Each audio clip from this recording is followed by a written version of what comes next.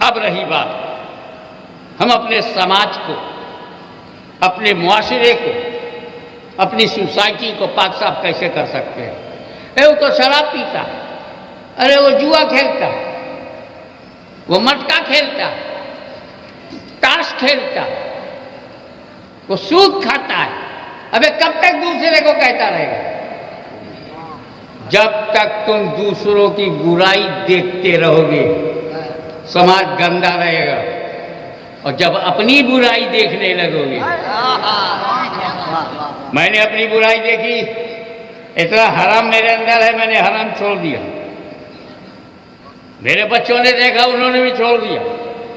एक परिवार सुधर गया।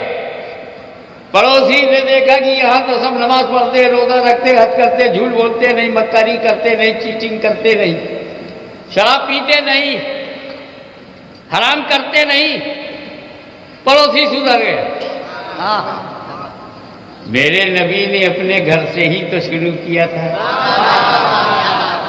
पहले खदीजतुल कुबरा ने माना, अली मुर्तज़ा ने माना, हजरत ज़ैद ने माना, घर ही से तो स्टार्ट लिया। तुम बेवकूफ हो, दूसरों के घर से स्टार्ट करोगे? बाहर से आते हैं, हमको बहलाते हैं, हमको फुसलाते हैं, अपने साथ ले जाते हैं। 40-40 दिन बाहर।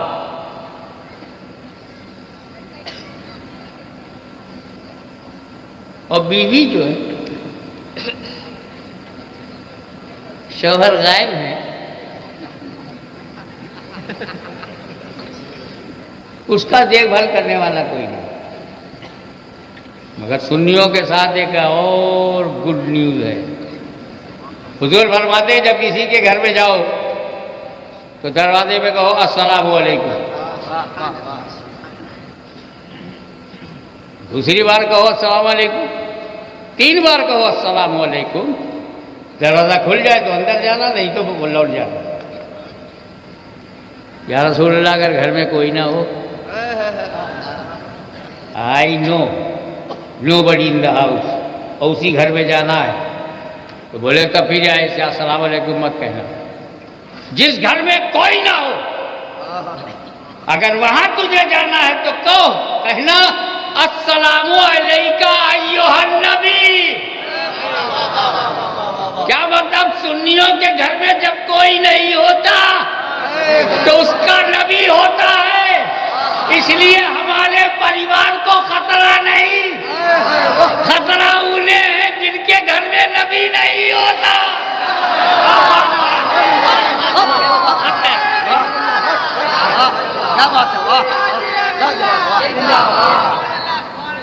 अब मैं अपने बरादर तरीक़त की खुशी के लिए उनका एक पसंदीदा पॉइंट बयान करता हूँ। अजीब किस्म के मर्द हैं, अजीब किस्म की औरतें हैं, इसमें कोई फर्क नहीं है। जाहिल जाहिल है। उसने ये इरादा किया कि हम पीर ढूंढते ढूंढते थक गए, पीर ढूंढते ढूंढते थक गए, दर दर की ठोकर खाया। काश वो आज के ज़माने में होता तो उसे पीर न ढूंढना पड़ता, पीर ही उसे ढूंढते हुए मिलते। आते जाओ बनते जाओ, आते जाओ बनते जाओ। फिर क्या हुआ? उसने अपने रब से थक करके थक हार गया तो बोला, ए अल्लाह, इस गेट पर जो भी पहला आदमी आएगा वही मेरा पीर है। जो भी ऐसा माना। अबे ये भी कोई मानना है? ऐसे कोई पीर मिलता है? गेट पे बैठ जाओ हड़ताल पे, अब बोलो जो आएगा उससे मुरीद हो जाऊंगा, अल्लाह जाने कौन आ जाए। जेहालत, औरतों की जेहालत याद आई। एक औरत ने मन्नत मानी अगर मेरे को बेटा पैदा हुआ तो मस्जिद में ढोल बजवाऊंगी, क्योंकि उसका शौहर जो था मस्जिद का इमाम था।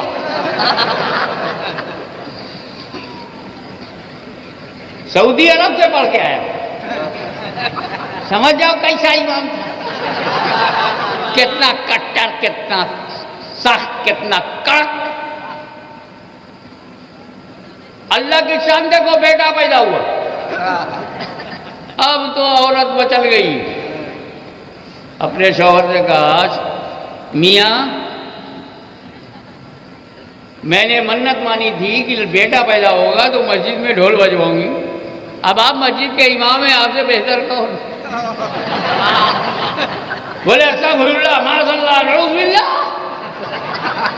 ये ढोल ये शैतान का अड्डा है, हराम, रखना हराम है तो बजाना तो और हराम है, ये सब शैतान के आले हैं। अस्तगफिरुल्लाह, वो भी मस्जिद में। क्या औरत ने कहा है, सुन मौलवी, बाहर चाहे जैसा माहौल बना ले, घर में तो मैं तेरी वाइफ हूँ, तेरी लाइफ हूँ। तुझको भारत का इतिहास नहीं मालूम? अब बीवी को नाराज मत कर, नहीं तो 14 बरस का वनवास करा दूंगी। औरत को डरो। अब ये ढीले पड़ गए यार, परिवार छूट रहा है और ढोल बजाता हूँ तो नौकरी छूट रही। मुतवल्ली तो बर्दाश्त ही नहीं करेगा, इमाम साहब ढोल बजाए। अब एक तरफ नौकरी, एक तरफ घर में। अब छोकरी नहीं थी तो बच्चे की अम्मा थी। आखिरकार मजबूर होकर के कहा कोई चक्कर चलाना पड़ेगा, मेरी बीवी की भी बात हो जावे, मेरी नौकरी भी बच जाए और मुतवल्ली की समझ में ना। जुमे के दिन ढोल को गले में बांधे हुए परकट हुए, हर नमाजी इमाम को देख रहा है, दिमाग खराब है क्या इमाम साहब का? गले में ढोल, पेट के ऊपर ढोल, एक तो पेट ही ढोल, फिर ढोल पर ढोल।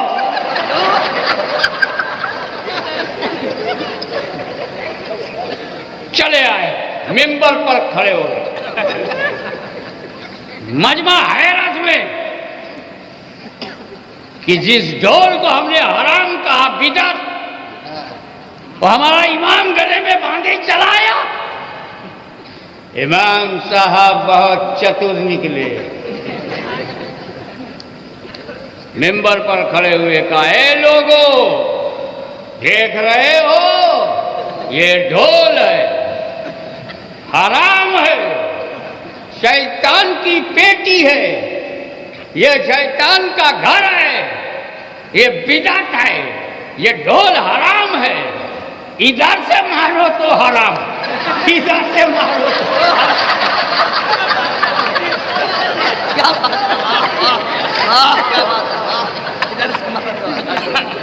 इधर से मारो तो हराम, इधर से मारो तो हराम, और दोनों से मारो तो बड़ा हराम। इसलिए इस ढोल को मैं तोड़ता हूं। नौकरी भी बच गई, मन्नत भी पूरी हो गई और ढोल भी बजा दिया। ऐसे लोग तेरा दीन बचाएंगे क्या? ऐसे लोग अकीदा बचाएंगे क्या? तो बेगम से डर जाए और अल्लाह से न डरे।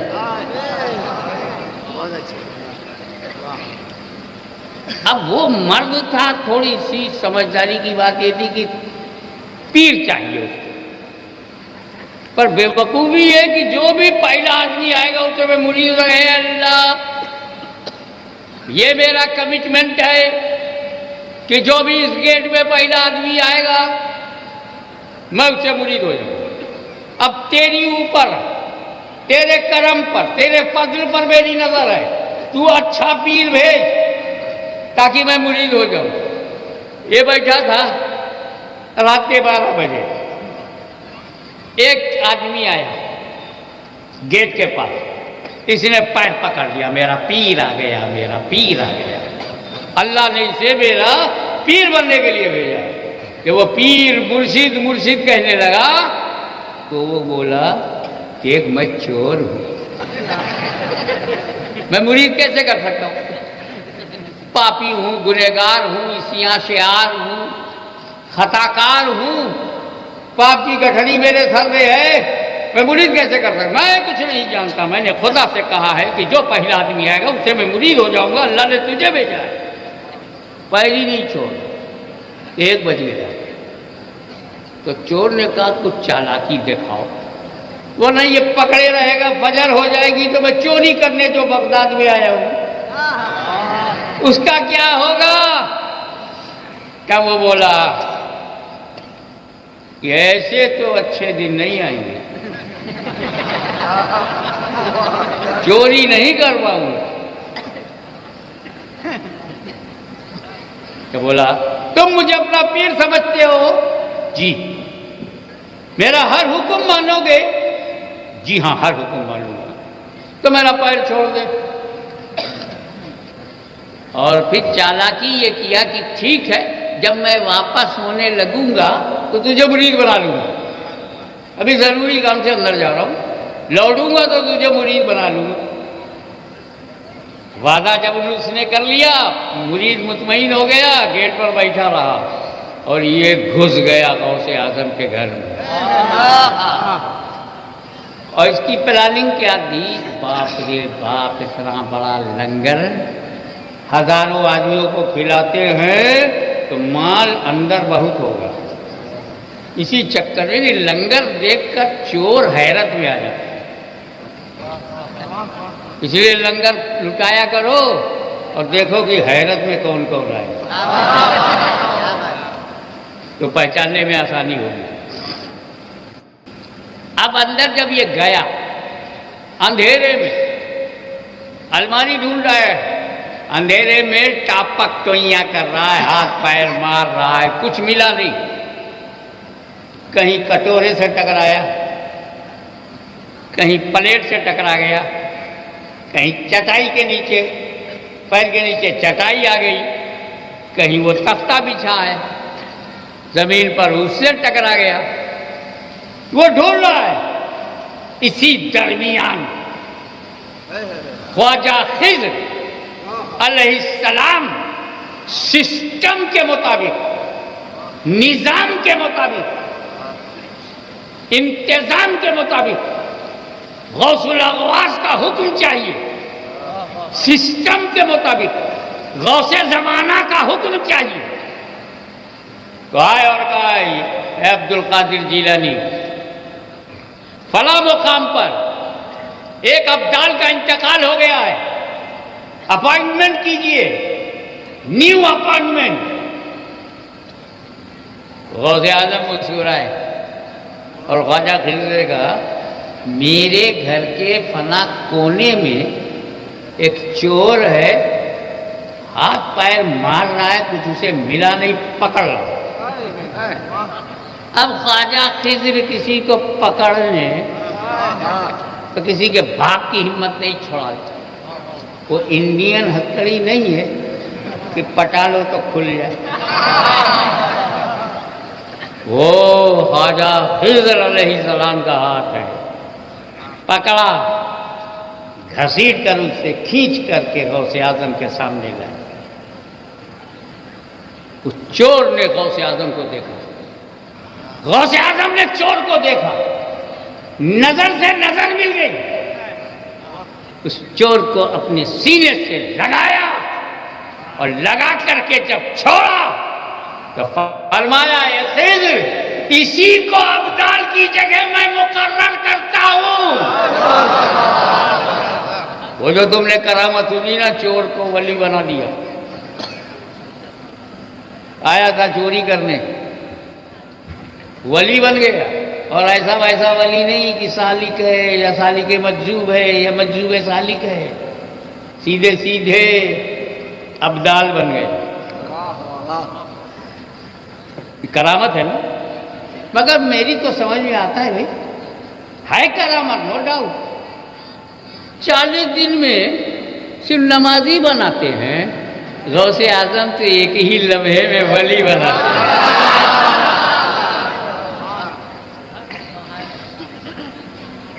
एक बात बताओ, किसी मटके में, घड़े में अगर मध हो, हनी, शहद हो और हाथ मारोगे तो क्या मिलेगा?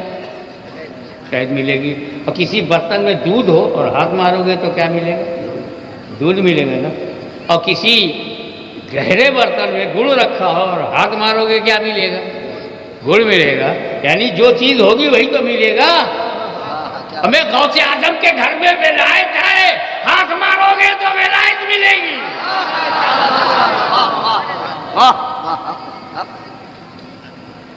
फिर उन्होंने फरमाया, जा मैं तुझे उस मुकाम पर अब्दाल की जगह तुम्हारी नियुक्ति करता हूँ, अपॉइंटमेंट करता हूँ, अपॉइंट करता हूँ, जाके वहाँ अपनी ड्यूटी अदा करो। जब वो चलने लगा तो गौसे आजम ने कहा, रुक, वहां जाने से पहले गेट पर बैठा जो इंतजार कर रहा है उसे मुरीद बना के जाना। तो अल्लाह ने वली से ही मुरीद करवाया। अल्लाह पे भरोसा करके देख, वली चल के तेरे पास आ जाएगा। अल्लाह पर एतमाद तो, भरोसा और कॉन्फिडेंट तो हो, वली चलाएगा और भेजेगा। जो आएगा वो वली होगा और जो भेजने वाला होगा वो गौसे आजम होगा। इसीलिए हम जश्न गौसे आजम भी मनाते हैं, ताकि हमारे अंदर का चोर पाक हो जाए। वाखिर दावाना अल्हम्दुलिल्लाह।